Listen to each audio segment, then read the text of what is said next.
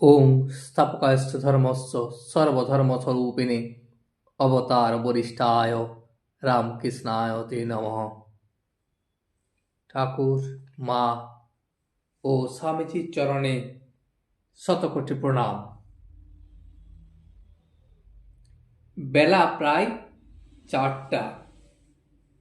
এমন সময় ঠাকুর গাড়িতে উঠিলেন।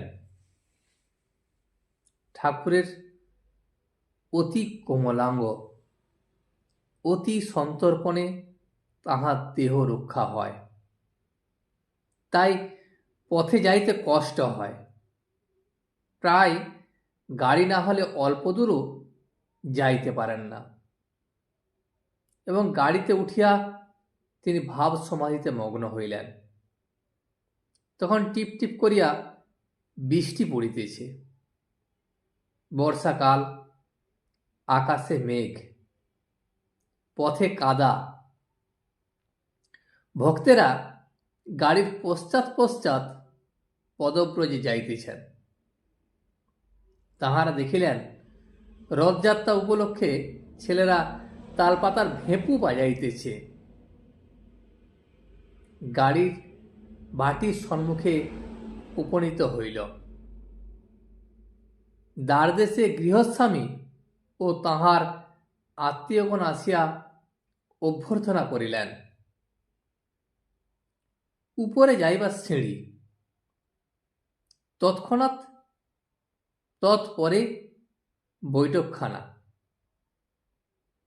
উপরে উঠিয়াই শ্রীরামকৃষ্ণ দেখিলেন যে শশধর পণ্ডিত তাহাকে অভ্যর্থনা করিতে আসিতেছেন। পণ্ডিতকে দেখিয়া বোধ হইল যে তিনি যৌবন অতিক্রান্ত করিয়া পৌরাবস্থা প্রাপ্ত হইয়াছেন। বর্ণ উজ্জ্বল, গৌর বলিলে বলা যায়। গলায় রুদ্রাক্ষের মালা। তিনি অতি বিনীতভাবে ভক্তিভরে ঠাকুরকে প্রণাম করিলেন। তৎপর সঙ্গে করিয়া ঘরে লইয়া বসাইলেন। ভক্তগণ পশ্চাৎ পশ্চাৎ যাইয়া আসন গ্রহণ করিলেন। সকলেই উৎসুক যে তাহার নিকটে বসেন ও তাহার শ্রীমুখ নিঃসৃত কথামৃত পান করেন। নরেন্দ্র, রাখাল, রাম মাস্টার ও আরো অনেক ভক্ত উপস্থিত আছেন। ঠাকুরের সঙ্গে আজ হাজরাও দক্ষিণেশ্বরের কালীবাড়ি হইতে আসিয়াছেন। ঠাকুর পণ্ডিতকে দেখিতে দেখিতে ভাবাবিষ্ট হইলেন। কিছুক্ষণ পরে সেই অবস্থায় হাসিতে হাসিতে পণ্ডিতের দিকে তাকাইয়া বলিতেছেন, বেশ বেশ, এবং পরে বলিতেছেন, আচ্ছা তুমি কিরকম লেকচার দাও? শশধর বলিলেন, মহাশয়, আমি শাস্ত্রের কথা বুঝাইতে চেষ্টা করি।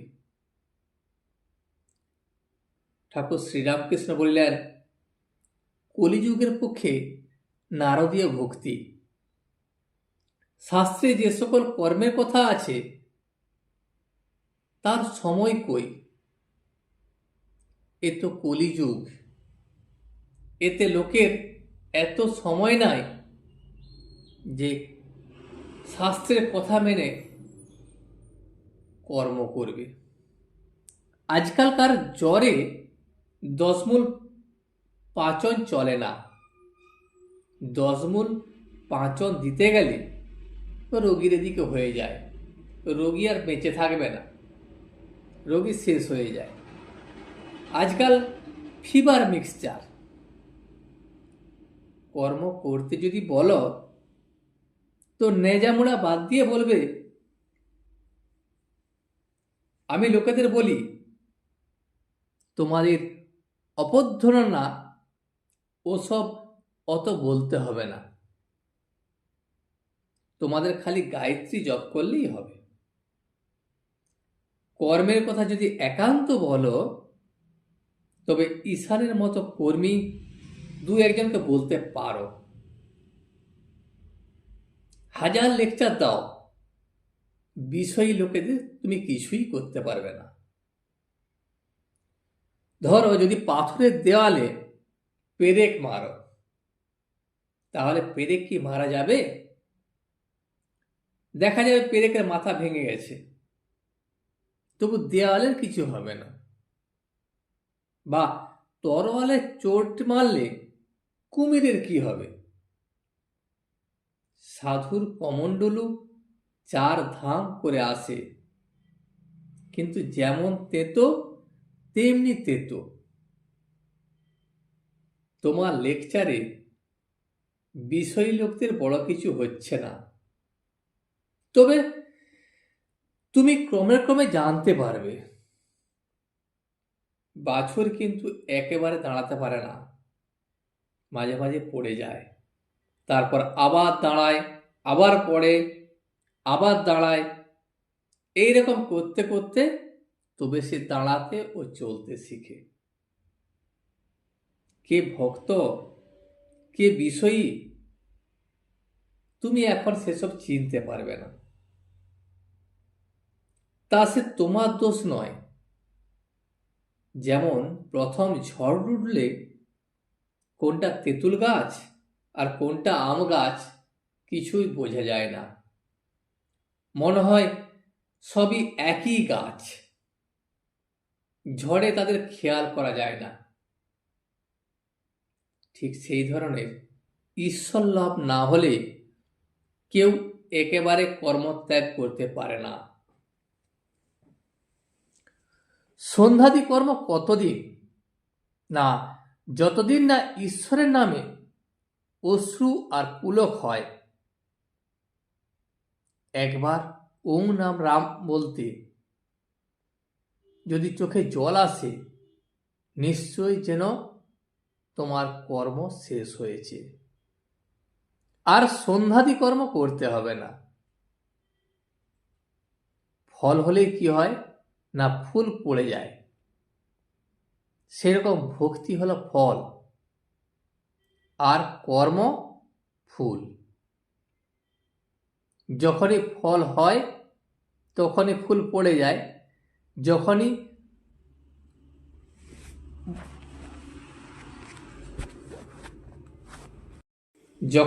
ঈশ্বর লাভ হয় তখনই কর্ম কমে যায়। গৃহস্থের বউ পেটে ছেলে হলে বেশি কর্ম করতে হয় না বা করতে পারে না। শাশুড়ি দিন দিন তার কর্ম কমিয়ে দেয়। যখন 10 মাসে পড়ে, 10 মাসে পড়লে শাশুড়ি প্রায় কর্ম করতে দেয় না। ছেলে হলে সে ওইটিকে নিয়ে কেবল নাড়াচাড়া করে, আর কর্ম করতে হয় না।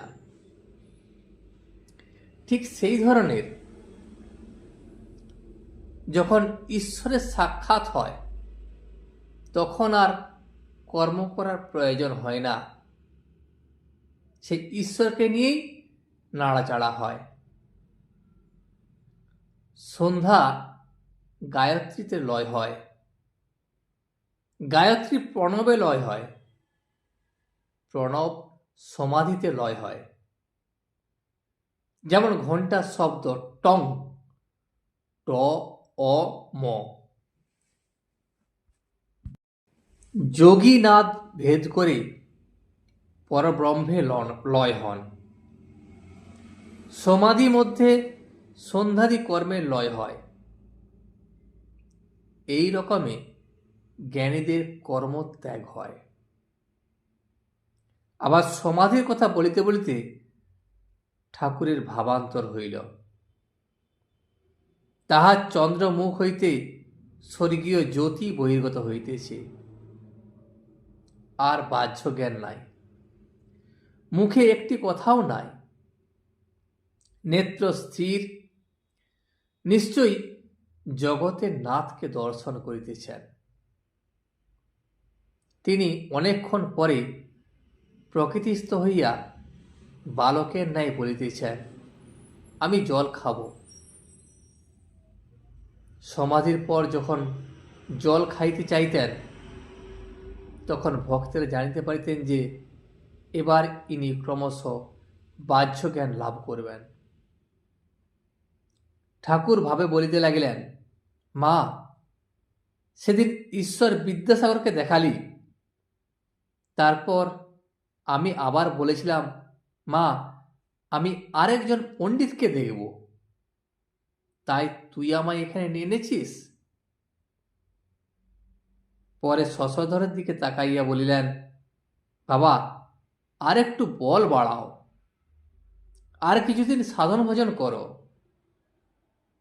তোমার তো দেখছি গাছে উঠতে না উঠতে এক কাঁদি। তবে তুমি লোকের ভালোর জন্য এসব করছো।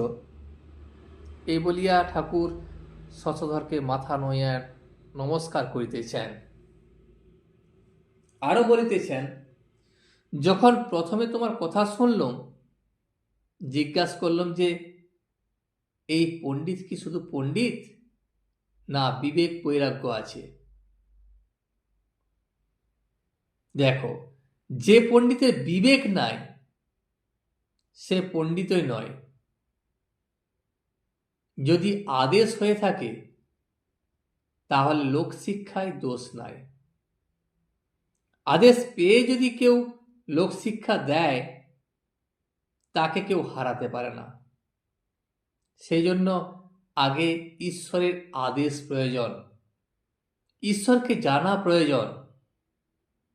ঈশ্বর লাভ হলে তবেই তুমি আদেশ পাবে।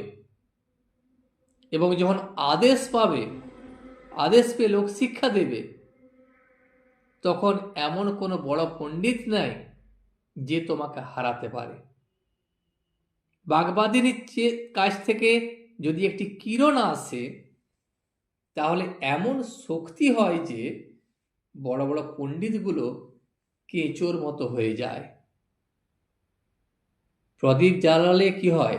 বাদুলে পোকাগুলো ঝাঁকে ঝাঁকে আপনি আসে, তাদেরকে ডাকতে হয় না। তেমনি যে আদেশ পেয়েছে তার লোক ডাকতে হয় না। অমুক সময়ে অমুক জায়গায় লেকচার হবে বলে খবর পাঠাতে হয় না। তার নিজের এমনি টান যে লোক তার কাছে আপনি আসে, তখন রাজা বাবু সকলের দলে দলে আসে আর বলতে থাকে, আপনি কি লবেন? আম, সন্দেশ, টাকা কড়ি, শাল এইসব এনেছি, আপনি কি লবেন? আমি সেসব লোককে বলি, দূর কর, আমার ওসব ভালো লাগে না, আমি কিচ্ছু চাই না। চুম্বক পাথর কি লোহাকে বলে যে তুমি আমার কাছে এসো? এসো বলতে হয় না। লোহা আপনি চুম্বক পাথরের টানে ছুটে আসে, কারণ চুম্বক পাথরের এমন টান, তার অন্য লোহাকে কিছু বলতে হয় না, লোহা নিজে থেকেই ছুটে আসে। এরূপ লোক পণ্ডিত নয় বটে, তা বলে মনে করো না তার জ্ঞানের কিছু কমতি হয়। বই পড়ে কি জ্ঞান হয়? যে আদেশ পেয়েছে তার জ্ঞানের শেষ নাই। বইয়ের জ্ঞান কতটুকু, তাতে তুমি কতটুকু জানতে পারবে? কিন্তু তুমি যদি ঈশ্বরের আদেশ পাও, তার জ্ঞান অসীম, অফুরন্ত। সে জ্ঞান ঈশ্বরের কাছ থেকে আসে, সে কখনো ফুরায় না। ও দেশে, অর্থাৎ ঠাকুরের নিজের দেশের কথা বলছেন, ধান মাপবার সময় একজন মাপে আর একজন রাশ ঠেলে দেয়। তেমনি যে আদেশ পায় সে যত লোক শিক্ষা দিতে থাকে, মা তার পিছন থেকে জ্ঞানের রাশ ঠেলে ঠেলে দেন। জ্ঞান আর ফুরায় না। মাছ যদি একবার কটাক্ষ হয় তাহলে কি আর জ্ঞানের অভাব থাকে? তাই জিজ্ঞাসা করছি, কোনো আদেশ পেয়েছ কিনা? হাজরা সেই সময় বলে উঠলেন, হ্যাঁ, অবশ্য আদেশ পেয়েছেন। কেমন মহাশয়? পণ্ডিত বললেন, না, আদেশ তা এমন কিছু আমি পাই নাই। গৃহস্বামী বললেন, আদেশ পান নাই বটে, কর্তব্য বটে লেকচার দিচ্ছেন। ঠাকুর তখন তাদেরকে বললেন, যে আদেশ পায় নাই তার লেকচারে কি হবে? তার লেকচার লোক শুনবে না, আর শুনলেও কিছুদিন পর ভুলে যাবে। একজন ব্রাহ্ম লেকচার দিতে দিতে বলেছিল, ভাইরে, আমি কত মদ খেতুম যেন, হেন করতাম তেন করতাম। এ কথা শুনে লোকগুলো বলা বলি করতে লাগলো, শালা বলে কি রে, মদ খেত? এই কথা বলাতে উল্টো উৎপত্তি হলো। তাই ভালো লোক না হলে লেকচারে কোনো উপকার হয় না। বরিশালে বাড়ি একজন সদরওয়ালা বলেছিল, মহাশয়, আপনি প্রচার করতে আরম্ভ করুন, তাহলে আমিও কোমর বাঁধি। আমি তাকে বললাম, ওগো, একটা গল্প শোনো। ওদেশে হালদার পুকুর বলে একটি পুকুর আছে। যত লোকে তার পাড়ে বাজছে করত। সকালবেলা যারা পুকুরে আসতো, গালাগালে তাদের ভূত ছাড়িয়ে দিত। কিন্তু গালাগালে কোনো কাজ হতো না। আবার তার পরদিন সকালে পাড়ে বাজছে করেছে। লোকে দেখত। কিছুদিন পরে কোম্পানি থেকে একজন চাপরাশি পুকুরের কাছে একটা হুকুম মেরে দিল। কি আশ্চর্য! একেবারে বাহ্য করা বন্ধ হয়ে গেল। তাই বলছি, হেঁজি পেঁজি লোক লেকচার দিলে কিছু কাজ হয় না। চাপরাশ থাকলে তবে লোকে মানবে। এ কথাটা মনে রাখবে যে যে সে লোক এসে যদি লেকচার দেয় বা লোক শিক্ষা দেয়, তাতে লোক শুনবে না বা লোকেরও কিছু কাজ হবে না। সেই জন্য ঈশ্বরের আদেশ চায়। ঈশ্বরের আদেশ না থাকলে লোক শিক্ষা হয় না। যে লোক শিক্ষা দিবে তার খুব শক্তি চায়। কলকাতায় অনেক হনুমান পুরী আছে, তাদের সঙ্গে তোমার লড়তে হবে। আর এরা তো সব পাঁঠা। যারা সভায় বসেছিলেন, ঠাকুর তাদেরকে উদ্দেশ্য করে বললেন, এরা সব পাঁঠা। চৈতন্যদেব অবতার, তিনি যা করে গেলেন তারই কি রয়েছে বলো দেখি? আর যে আদেশ পায় নাই তার লেকচারে উপকার হবে বলে মনে হয়? ঠাকুর বললেন, তাই বলছি, ঈশ্বরের পাদপদ্মে মগ্ন হও। এই কথা বলিয়া ঠাকুর প্রেমে মাতোয়ারা হইয়া গান গাইতেছেন। ডুব ডুব ডুব ডুব সাগরে আমার মন, তলাতল পাতল খুঁজলে পাবি রে প্রেম রত্নধন। এ সাগরে ডুবলে মরে না, এই যে অমৃতের সাগর। আমি নরেন্দ্রকে বলেছিলাম, ঈশ্বর রসের সমুদ্র, তুই এ সমুদ্রে ডুব দিবি কিনা বল। আচ্ছা, মনে কর খুলিতে এক খুলি রস রয়েছে, আর তুই মাছি হয়েছিস। কোথা বসে রস খাবি? তখন নরেন্দ্র বললে, আমি খুলির আড়ায় বসে মুখ বাড়িয়ে খাবো, কেননা বেশি দূরে গেলে ডুবে যাব। তখন আমি তাকে বললাম, বাবা, এ সচ্চিদানন্দ সাগর, এতে মরণের ভয় নাই। এ সাগর অমৃতের সাগর। যারা অজ্ঞান তারাই বলে যে ভক্তি প্রেমের বাড়াবাড়ি করতে নাই। ঈশ্বর প্রেমে কি বাড়াবাড়ি আছে? তাই তোমায় বলি, সচ্চিদানন্দ সাগরে মগ্ন হও। ঈশ্বর লাভ হলে ভাবনা কি? তখন আদেশও হবে, লোকশিক্ষাও হবে। তখন আর কোনো চিন্তা নেই। তখন সবাই তোমার কথা শুনবে। সমস্ত ভক্তেরা তোমার কাছে ছুটে আসবে। তোমাকে কাউকে ডাকার প্রয়োজন হবে না।